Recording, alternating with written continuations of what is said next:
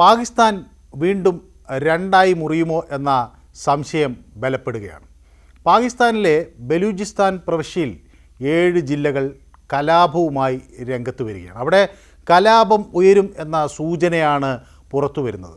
അവർ പാകിസ്ഥാൻ എന്ന രാജ്യത്തിൽ നിന്ന് പിരിയാൻ സന്നദ്ധരാകുന്നു എന്നാണ് മനസ്സിലാക്കുന്നത്.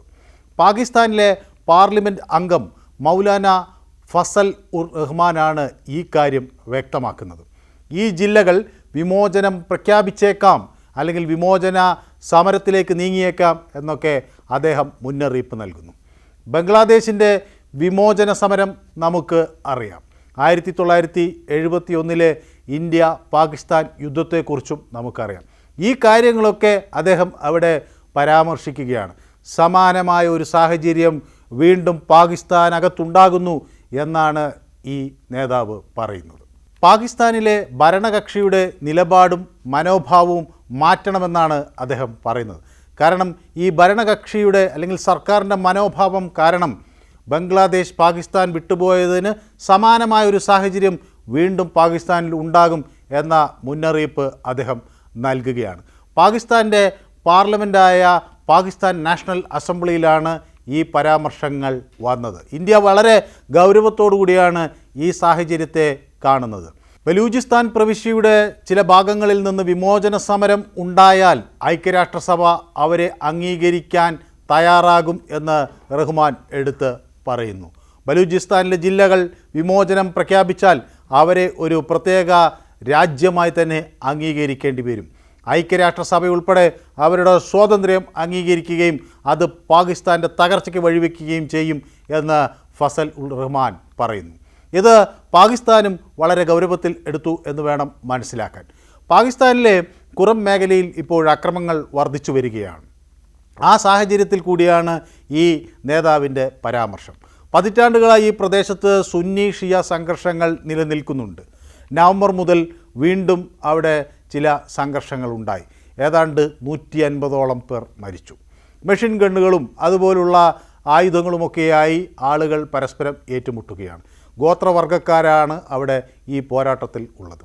അഫ്ഗാനിസ്ഥാന് സമീപമുള്ള ആ പർവ്വത പ്രദേശത്ത് അങ്ങനെ സംഘർഷം വ്യാപിപ്പിക്കുന്നു എന്നത് അവിടുത്തെ ജനജീവിതം ദുസ്സഹമാക്കുന്നു. ഇപ്പോൾ വിസ്തീർണം അനുസരിച്ച് നോക്കിയാൽ പാകിസ്ഥാനിലെ ഏറ്റവും വലിയ പ്രവിശ്യയാണ് ബലൂചിസ്ഥാൻ. പക്ഷേ ജനസംഖ്യ വളരെ കുറവാണ്. ഒരുപക്ഷെ രാജ്യത്തിലെ ഒരു ചെറിയ ശതമാനം ജനങ്ങൾ മാത്രമേ അവിടെ ഉള്ളൂ. പക്ഷേ പ്രകൃതി വിഭവങ്ങളാൽ സമ്പന്നമാണ്. അപ്പോൾ ഈ പ്രദേശത്തെ ജനങ്ങൾ അവർ കൂടുതൽ സ്വയം ഭരണാവകാശം ആവശ്യപ്പെടുകയാണ്. മാത്രമല്ല അവരുടെ വിഭവങ്ങൾക്ക് മുകളിൽ അവർക്ക് നിയന്ത്രണം വേണം എന്ന് അവർ ആവശ്യപ്പെടുന്നു. ഈ ആവശ്യം വളരെ കാലമായി തന്നെ അവർ ഉന്നയിക്കുന്നുമുണ്ട്. ഇതാണ് ഈ കലാപത്തിനൊക്കെ ഒരു അടിസ്ഥാനമായി കിടക്കുന്ന മറ്റൊരു പ്രധാന ഘടകം. മാത്രമല്ല ഈ പ്രദേശത്ത് വലിയ തോതിൽ മനുഷ്യാവകാശ ലംഘനങ്ങൾ നടക്കുന്നു എന്നാണ് റിപ്പോർട്ടുകൾ. ആയിരക്കണക്കിന് ആളുകൾ അവിടെ അപ്രത്യക്ഷരായിട്ടുണ്ട് എന്നാണ് വിവരം. ഈ കൂട്ടത്തിരോധാനം, അതുപോലെ നിയമവിരുദ്ധമായിട്ടുള്ള തടങ്കലുകൾ, ഇതൊക്കെ അവിടെ നിന്ന് റിപ്പോർട്ട് ചെയ്യപ്പെടുന്നു. ഈ ബലൂച്ച് ആക്ടിവിസ്റ്റുകളുടെയും അതുപോലെ സിവിലിയന്മാരുടെയും ഒക്കെ പ്രതിഷേധം അടിച്ചമർത്താനുള്ള ശ്രമം നടക്കുന്നുണ്ട് എന്നാണ് മനസ്സിലാകുന്നത്. അതുകൊണ്ടാണ് പലരെയും കാണാതാകുന്നത്. ചിലരെയൊക്കെ നിയമവിരുദ്ധമായി തടങ്കലിൽ വെച്ചിട്ടുണ്ട് എന്ന് വിവരങ്ങൾ പുറത്തു വരുന്നതും ഈ ഒരു പശ്ചാത്തലത്തിൽ വേണം നമുക്ക് വായിച്ചെടുക്കാൻ. പാകിസ്ഥാൻ അധികൃതരുടെ ഈ പ്രവൃത്തി അവിടെ പ്രാദേശികമായി വലിയ പ്രതിഷേധത്തിനാണ് വഴിവെക്കുന്നത്. അവിടെ പരാതികൾ വർദ്ധിച്ചു വരുന്നു. അവിടെ കൂടുതൽ അസ്വസ്ഥതകൾ ഉണ്ടാകുന്നു. അപ്പോൾ ഇതിനൊക്കെ ഈ അസ്വസ്ഥതയ്ക്കൊക്കെ കാരണം അവിടുത്തെ സർക്കാരിൻ്റെ ഒരു നിലപാടാണ്. കഴിഞ്ഞ ഓഗസ്റ്റിൽ ബലൂചിസ്ഥാൻ ലിബറേഷൻ ആർമി പ്രവിശ്യയിൽ ഉടനീളം ആക്രമണങ്ങൾ നടത്തി. 23 സാധാരണക്കാർ കൊല്ലപ്പെട്ടു.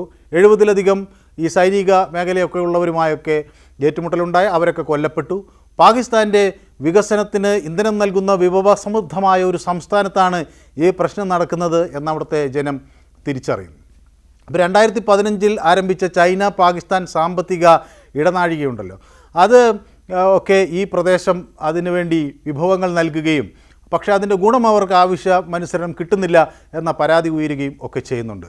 അതുപോലെ ഈ ഗ്വാദർ തുറമുഖത്തിൻ്റെ വികസനം, ഇതൊക്കെ തങ്ങൾക്ക് ആവശ്യമായ ഒരു ഗുണം അതിൽ നിന്നൊന്നും കിട്ടുന്നില്ല എന്ന ഒരു പ്രതിഷേധം അവിടുത്തെ ജനങ്ങൾക്കുണ്ട്. ഇതെല്ലാം അവിടുത്തെ പ്രതിസന്ധിക്ക് ആക്കം കൂട്ടുകയാണ്. അപ്പോൾ പാകിസ്ഥാൻ അധിനിവേശം ചെയ്തിട്ടുള്ള ഈ POKയിലും സമാനമായി പ്രശ്നങ്ങൾ വരുന്നു. പാക് അധീനതയിലുള്ള ഒരു പഞ്ചാബുണ്ട്, അതുപോലെ സിന്ധ് പ്രവിശ്യയുണ്ട്. അവിടെയൊക്കെ ഈ വികസന പ്രവർത്തനങ്ങൾക്കായി ബലൂചിസ്ഥാനിലെ വിഭവങ്ങൾ ഉപയോഗിക്കുന്നുവെന്ന് ചില പ്രാദേശിക സമൂഹങ്ങൾ ആരോപണവുമൊക്കെയായി വരുന്നു. ഒപ്പം ഈ POKയിലെയും പ്രശ്നങ്ങൾ കൂടി നമ്മൾ ഗൗരവമായി കാണേണ്ടതുണ്ട്. മുസഫറാബാദാണ് അവർ നമ്മുടെ പാക് അധിനിവേശ കാശ്മീരിൻ്റെ തലസ്ഥാനമായി അവർ വച്ചിരിക്കുന്നത്. ആ മുസഫറാബാദിൽ ഇപ്പോൾ പ്രശ്നങ്ങൾ സങ്കീർണമാവുകയാണ്. അവിടെ തൊട്ടടുത്ത് കിടക്കുന്ന ഈ ഗിൽജിത്ത്, ബാൾട്ടിസ്ഥാൻ എന്നീ മേഖലകളിലും വലിയ പ്രശ്നങ്ങൾ വരികയാണ്. സാമ്പത്തിക ബുദ്ധിമുട്ട് അവിടുത്തെ ജനങ്ങൾ അനുഭവിക്കുന്നു. മോശം ഭരണത്തിൻ്റെ തിക്തഫലങ്ങൾ അവർ അനുഭവിക്കുകയാണ്. അപ്പോൾ ഇതിനെതിരെയൊക്കെ വലിയ പ്രതിഷേധം ഉയരുകയാണ്. കഴിഞ്ഞ വർഷം അവിടെ ജനങ്ങൾ തെരുവിലിറങ്ങി കല്ലെറിയുന്നൊരു സാഹചര്യമൊക്കെ ഉണ്ടായി.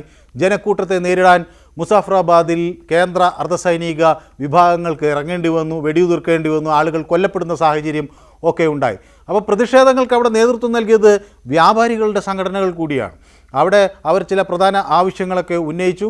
ഏതായാലും പെട്ടെന്ന് തന്നെ അന്ന് കഴിഞ്ഞ വർഷം ഈ സാഹചര്യം മനസ്സിലാക്കിയ സർക്കാർ അവിടെ ധാന്യത്തിനും വൈദ്യുതിക്കുമൊക്കെ ചില സബ്സിഡികൾ നൽകി.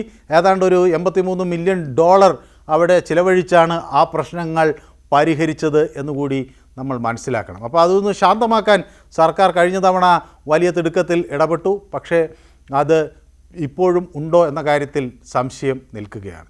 അപ്പോൾ LOCയിലുടനീളം ഈ പാകിസ്ഥാനെതിരെയുള്ള ഒരു ജനവികാരം ഉണ്ടാകുന്നു എന്ന വിവരങ്ങളാണ് പുറത്തു വരുന്നത്. പാക് അധിനിവേശ കാശ്മീർ അല്ലെങ്കിൽ പാകിസ്ഥാൻ നമ്മുടെ കയ്യിൽ നിന്ന് തട്ടിയെടുത്തിട്ടുള്ള ഈ പ്രദേശത്തൊക്കെ ജനങ്ങൾ ഇപ്പോൾ കൂടുതലൊരു ഇന്ത്യ അനുകൂല നിലപാട് സ്വീകരിക്കുന്നു എന്ന വിവരങ്ങൾ കൂടി ഇപ്പോൾ പുറത്തു വരികയാണ്.